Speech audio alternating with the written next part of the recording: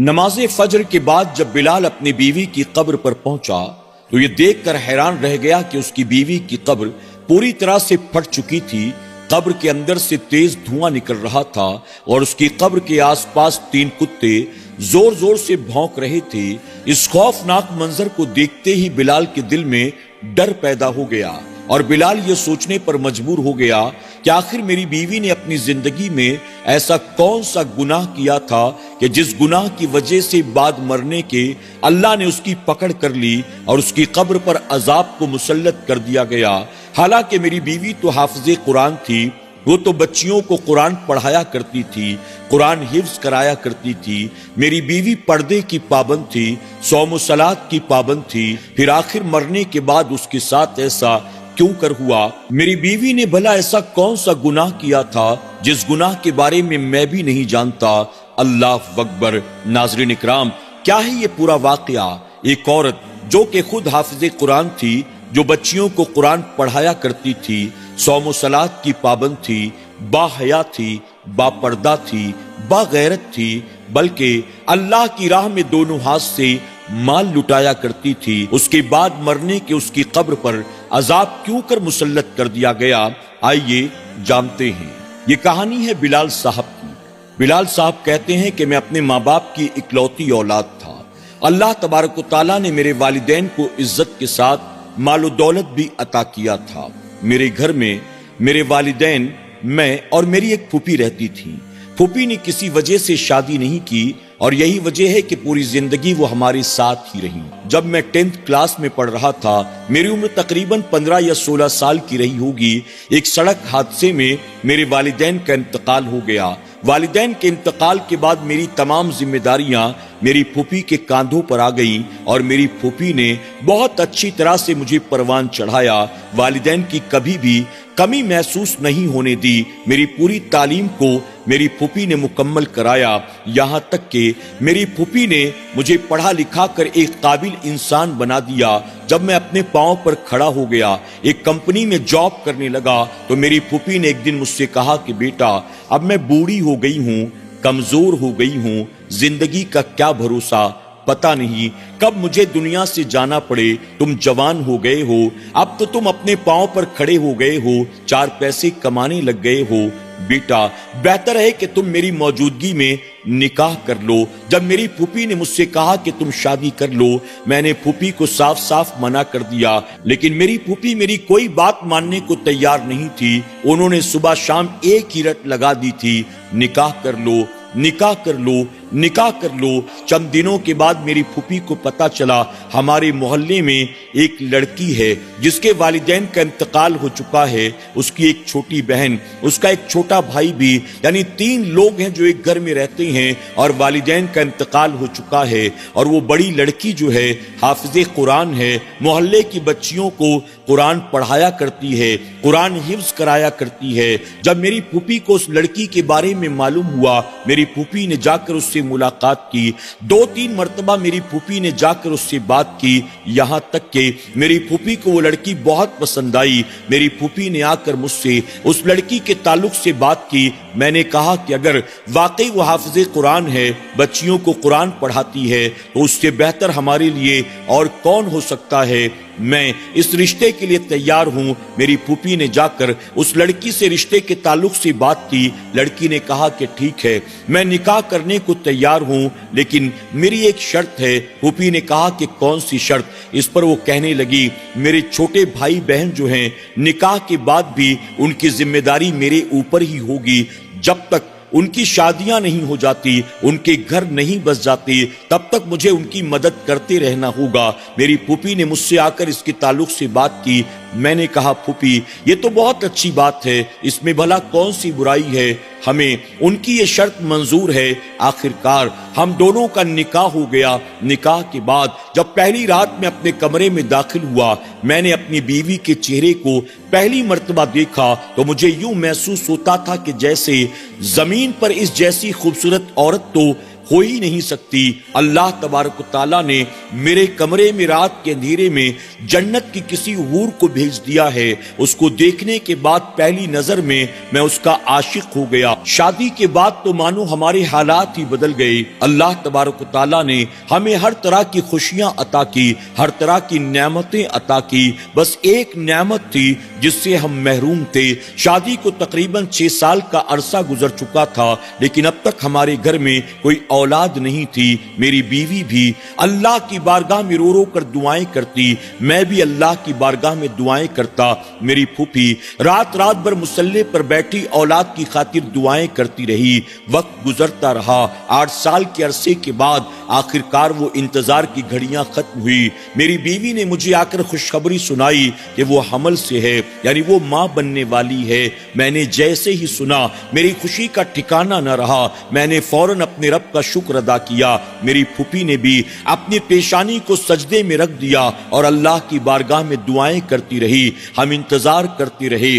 وقت گزرتا رہا۔ میری بیوی بچیوں کو قرآن کی تعلیم بھی دیتی رہی، میری بھی خدمت کرتی، پھوپھی کی بھی خدمت کرتی، گھر کے کام کاج بھی کرتی۔ آخر کار وہ دن بھی آ گیا جب میرے گھر میں ایک بیٹے کی ولادت ہوئی۔ بیٹے کے چہرے کو میں نے دیکھا، میری خوشی کا ٹھکانہ نہ رہا۔ اللہ تبارک و تعالیٰ نے مجھے چاند جیسا بیٹا عطا فرمایا تھا۔ میری بیوی جتنی خوبصورت تھی، میرا بیٹا بھی اتنا ہی خوبصورت تھا۔ میں نے اللہ کا شکر ادا کیا کہ مولا، چونکہ میری بیوی حافظ قرآن ہے، بچیوں کو قرآن کی تعلیم دیتی ہے، با حیا ہے، با پردہ ہے، با غیرت ہے، اسی وجہ سے تو نے مجھے ایسی خوبصورت اولاد عطا کی ہے۔ میں اللہ کا شکر ادا کرتا رہا۔ وقت گزرتا چلا گیا۔ چند ماہ کے بعد اچانک میری بیوی کی طبیعت خراب ہو گئی۔ میں نے اپنی بیوی کا علاج کرانے کی بہت کوشش کی، میں نے پیسہ پانی کی طرح خرچ کیا، لیکن وقت کے ساتھ ساتھ میری بیوی کی طبیعت دن بدن بد سے بدتر ہوتی چلی جا رہی تھی۔ اس کا چہرہ بدلتا جا رہا تھا، اس کا جسم بالکل کمزور ہوتا چلا جا رہا تھا۔ میں نے بہت علاج کرانے کی کوشش کی، لیکن اس کے باوجود ڈاکٹروں کو اس کے مرض کا پتہ تک نہ چل سکا۔ علاج بھلا وہ کیسے کرتے؟ آخر کار نہ چاہتے ہوئے بھی ایک دن میری بیوی کا انتقال ہو گیا۔ میری بیوی کے انتقال کے بعد مجھے کچھ بھی سمجھ میں نہیں آ رہا تھا، میں آخر کروں تو کیا کروں، جاؤں تو کہاں جاؤں؟ میری آنکھوں کے سامنے اندھیرا سا چھا گیا تھا۔ میری پھوپھی میرے بیٹے کو گود میں لے کر اسے چپ کرا رہی تھی، اسے کھلا رہی تھی۔ میرے گھر میں رشتہ دار، دوست احباب، اڑوسی پڑوسی جمع ہو چکے تھے۔ میری بیوی کے غسل کی، کفن دفن کی تیاریاں چل رہی تھیں، یہاں تک کہ میں اپنی بیوی کو قبرستان میں دفن کر کے واپس اپنے گھر آ گیا۔ اپنے کمرے میں جا کر میں نے دروازہ بند کر لیا۔ پوری رات اپنی بیوی کو یاد کر کے میں روتا رہا، اللہ کی بارگاہ میں گڑ گڑاتا رہا، یہاں تک کہ فجر کی اذان ہو گئی۔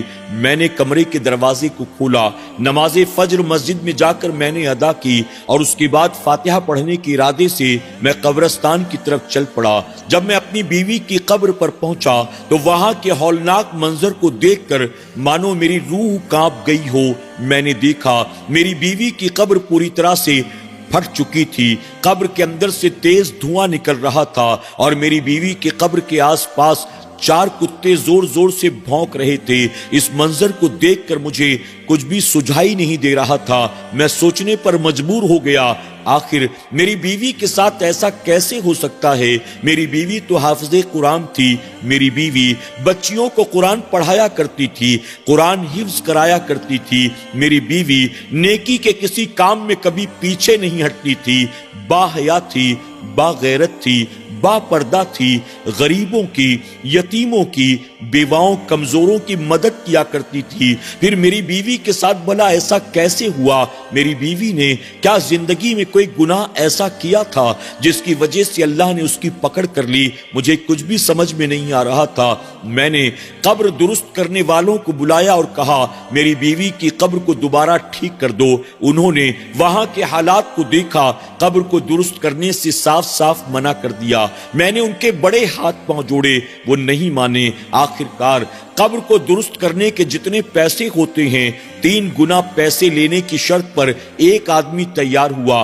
मैंने कुत्तों को दूर भगाया, फिर उस आदमी ने मेरी बीवी की कब्र को मुकम्मल किया। मैं अपनी बीवी की कब्र के सिरहाने बैठा, ज़ारों कतार रोता रहा, रब की बारगाह में दुआएं करता रहा। जो कुछ भी मुझसे बन पड़ा मैंने पढ़ाई की, फातिहा किया, दुआ की। उसके बाद धूप तेज निकल चुकी थी। मैं वापस अपने घर आया। घर आकर मैंने देखा तो मेरी फूफी मेरे बेटे को अपनी गोद में लेकर टहल रही थी।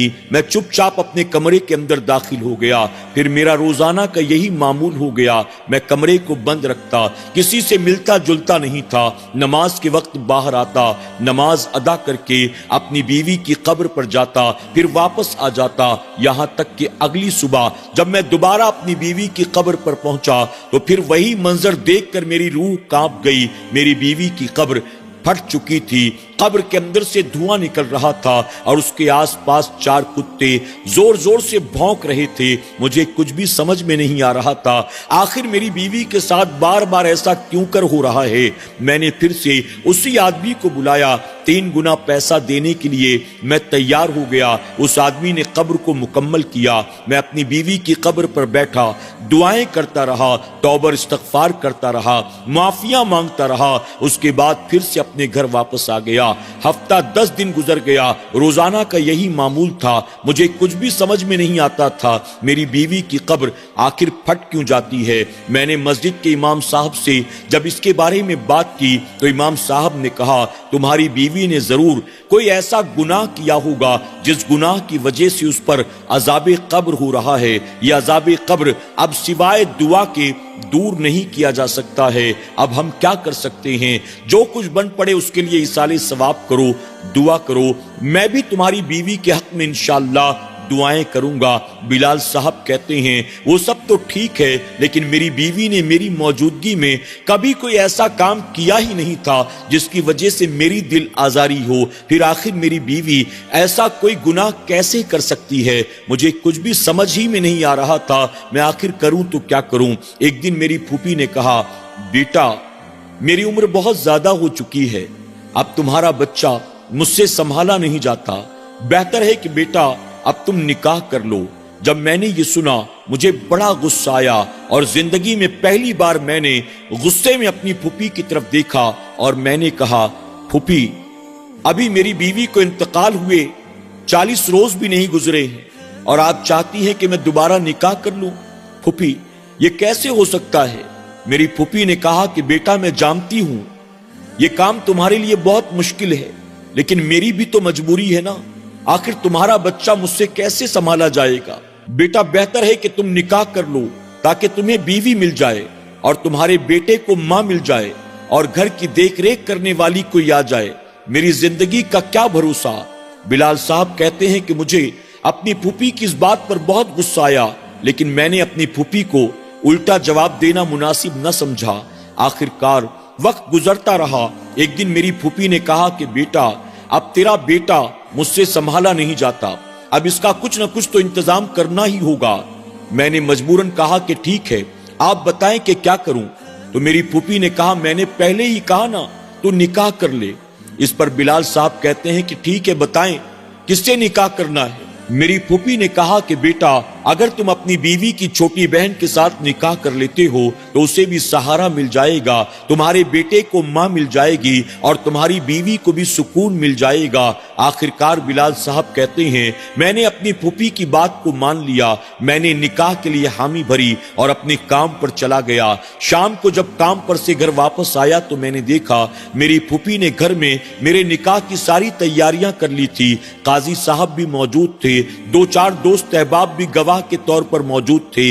आखिरकार मैंने अपनी बीवी की छोटी बहन से निकाह कर लिया और निकाह करने के बाद अपने मामूल के मुताबिक मैं अपने कमरे के अंदर चला गया। मैंने अंदर से कमरे का दरवाजा बंद किया और पूरी रात अपनी बीवी को याद करता रहा, अल्लाह की बारगाह में उसके हक में दुआएं करता रहा।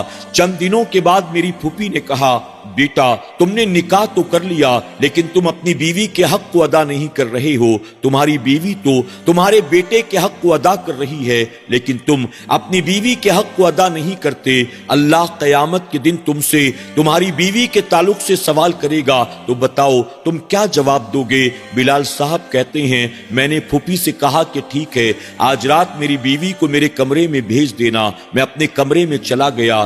رات کے وقت میری بیوی نے دروازے پر دستک دی. میں نے کہا آ جاؤ. دروازہ کھلا ہوا ہے. وہ کمرے میں داخل ہوئی. اس نے سلام کیا. میں نے سلام کا جواب دیا لیکن پلٹ کر میں نے اس کی طرف نہ دیکھا. آج سے پہلے میں نے اسے کبھی نہیں دیکھا تھا. چونکہ میری بیوی پردے کی پابند تھی، شریعت پر عمل کرنے والی تھی، اس نے اپنی بہن کو کبھی بھی میرے سامنے نہیں آنے دیا تھا. نہ ہی کبھی میری بیوی کی چھوٹی بہن اس سے پہلے کبھی میرے سامنے آئی تھی اور میں نے بھی اس بات کا ہمیشہ لحاظ رکھا تھا. میں نے کبھی اسے نہیں دیکھا تھا. وہ سلام کرنے کے بعد میرے قریب آ کر بیٹھ جاتی ہے. میں نے پہلی بار نظر اٹھا کر اپنی بیوی کے چہرے کی طرف دیکھا.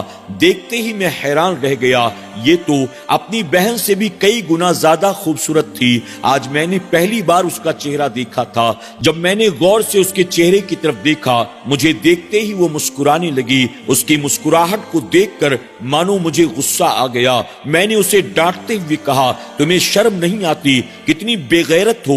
اپنی بہن کی جگہ لینے کی تمہیں اتنی خوشی ہوئی ہے کہ تم مسکرا رہی ہو. میری یہ باتیں سنتے ہی میری بیوی زاروں قطار رونا شروع کر دیتی ہے. جب اس کے رونے کو میں نے سنا میرا دل پگھل گیا. میں نے اسے خاموش کرانے کی کوشش کی. میں نے اسے چپ کرانے کی کوشش کی. اس کے بعد دھیرے دھیرے اس کو سکون آیا. وہ خاموش ہوئی. میں نے اس سے کچھ دیر تک باتیں کی. اس کے بعد میرے بیٹے کے رونے کی آواز سنائی دی. میری بیوی فوراً بھاگ کر کمرے سے باہر چلی گئی اور میرے بیٹے کے پاس جا کر وہ سو گئی. اسی طرح سے وقت گزرتا رہا. میں روزانہ صبح سویرے تیار ہو کر اپنی بیوی کی قبر پر جاتا. اس کی قبر کو درست کراتا. اللہ کی بارگاہ میں اس کے لیے رو رو کر دعائیں کرتا. اس کے بعد گھر آتا. تیار ہو کر اپنے کام پر چلا جاتا. وقت یوں ہی گزرتا رہا. ایک دن میری بیوی نے مجھ سے کہا کیا میں آپ سے کچھ پوچھ سکتی ہوں؟ میں نے کہا بتاؤ کیا پوچھنا چاہتی ہو؟ اس پر میری بیوی کہتی ہے میری بہن کا انتقال ہوئے ایک طویل عرصہ گزر چکا ہے. آپ کے نکاح میں آ کر مجھے کئی مہینے ہو چکے ہیں لیکن آپ نہ مجھ سے خوش ہیں نہ میری بہن کو آپ بھلا سکتے ہیں. آپ ہمیشہ پریشان نظر آتے ہیں، غم زدہ نظر آتے ہیں. آخر بات کیا ہے؟ جب میری بیوی نے یوں پیار سے مجھ سے سوال کیا میں نے آخرکار اپنی بیوی کو ساری باتیں بتا دی. مجھے دن رات ایک ہی غم کھائے جاتا ہے. میں روزانہ صبح سویرے تمہاری بہن کی قبر پر جاتا ہوں. روزانہ اس کی قبر کو پھٹا ہوا دیکھتا ہوں. قبر کے اندر سے دھواں نکل رہا ہوتا ہے اور قبر کے ارد گرد 4 کتے بھونک رہے ہوتے ہیں. میں روزانہ اس کی قبر کو درست کرواتا ہوں. اللہ کی بارگاہ میں اس کے لیے دعائیں کرتا ہوں. میں بس یہ جاننا چاہتا ہوں میری بیوی نے ایسی کون سی غلطی کی تھی،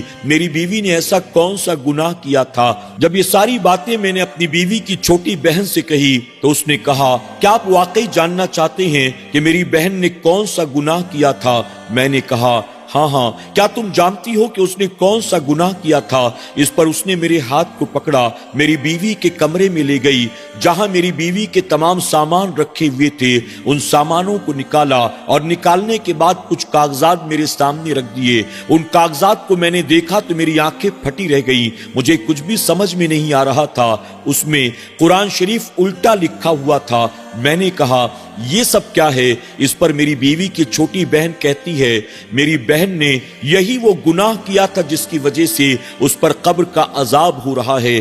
میں نے کہا تم کیا کہنا چاہتی ہو؟ صاف صاف بتاؤ. اس پر میری بیوی کی چھوٹی بہن کہتی ہے دراصل میری بہن دنیا کی دولت کے چکر میں پڑ گئی تھی. میں نے اسے بار بار سمجھانے کی کوشش کی، روکنے کی کوشش کی لیکن وہ باز آنے کو تیار نہیں تھی. ایک وقت کے بعد اس کے دل میں دنیا کے مال و دولت کی محبت ایسے پیدا ہو گئی کہ اس نے دنیاوی مفاد کی خاطر قرآن شریف کو الٹا لکھنا شروع کر دیا اور یہی اس کا گناہ ہے جس کی وجہ سے قبر کے اندر اس پر عذاب ہوتا ہے. بلال صاحب نے کہا مجھے تمہاری بات سمجھ میں نہیں آتی، آخر اس نے قرآن الٹا کیوں لکھا؟ اس پر میری بیوی کی چھوٹی بہن کہتی ہے दरअसल एक मर्तबा ऐसा हुआ कि मेरे भाई की तबीयत बहुत ज्यादा खराब हो गई और डॉक्टर्स ने कहा इसकी किडनी ट्रांसप्लांट करना होगा, यानी इसकी किडनी का इलाज करना होगा। अगर इलाज ना किया गया तो इसका बच पाना बहुत मुश्किल होगा और उसके इलाज की खातिर हमें 1.5 लाख रुपयों की जरूरत थी। मेरी बहन आस पड़ोस की बच्चियों को कुरान पढ़ाया करती थी, कुरान हिफ्ज कराया करती थी, जिसके बदले हमें थोड़ी बहुत रकम मिल जाती थी। हम तीनों का आसानी से गुजारा हो जाता था। ऐसे में भाई के इलाज की खातिर 1.5 लाख रुपयों की जरूरत थी। अब वो पैसे कहां से आते हमें कुछ भी समझ में नहीं आ रहा था। और मेरी बहन चूंकि हाफिज़े कुरान थी, अक्सर लोग उसके पास दुआ कराने के लिए आते थे, पानी पर दम कराने के लिए आती थी। छोटे छोटे बच्चों की हिफाजत की खातिर मेरी बहन कभी कभी कुरान की आयत तावीज के तौर पर लिख कर दे दिया करती थी।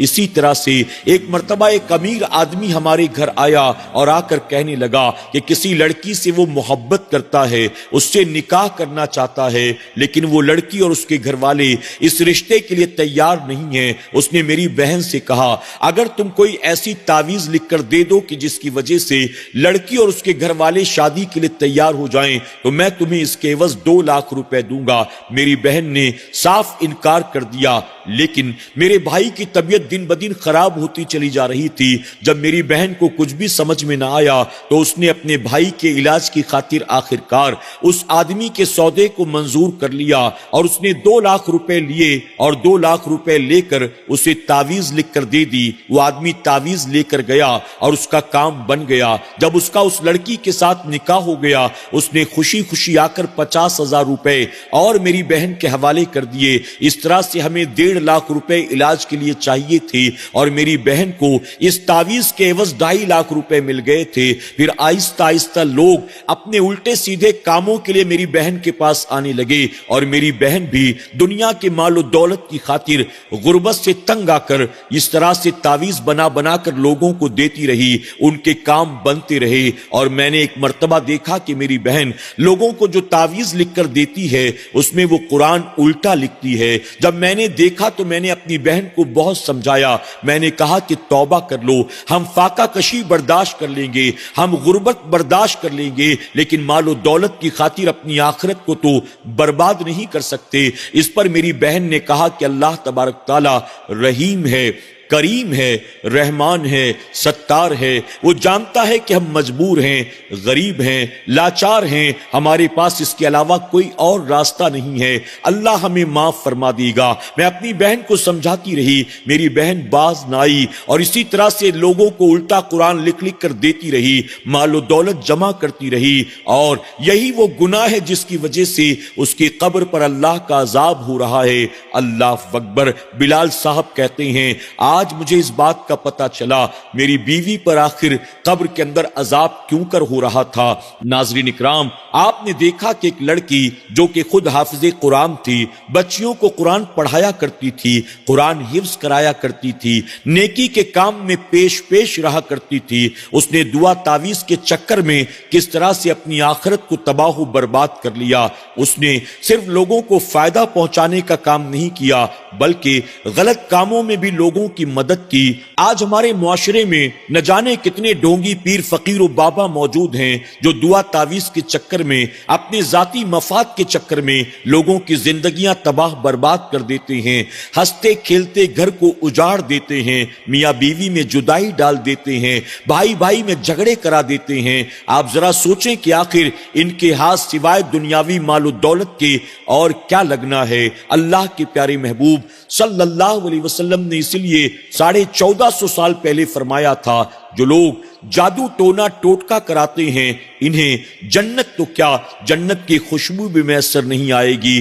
जो करते हैं, जो कराते हैं और जो इन कामों में शरीक होते हैं, वो सब अपने हाथों अपनी आखिरत को तबाह बर्बाद करते हैं। अल्लाह रब्बुल इज्जत की बारगाह में दुआ है कि मेरा करीम हमें और आपको ऐसे वाकयात से इबरत हासिल करने की, जादू टोने टोटके से अपने आप को बचाने की, अपनी दुनिया के साथ अपनी आखिरत को संवारने की, अल्लाह और उसके रसूल सल्लल्लाहु अलैहि वसल्लम को राजी करने की तौफीक अता फरमाए। आमीन या रब्बल आलमीन।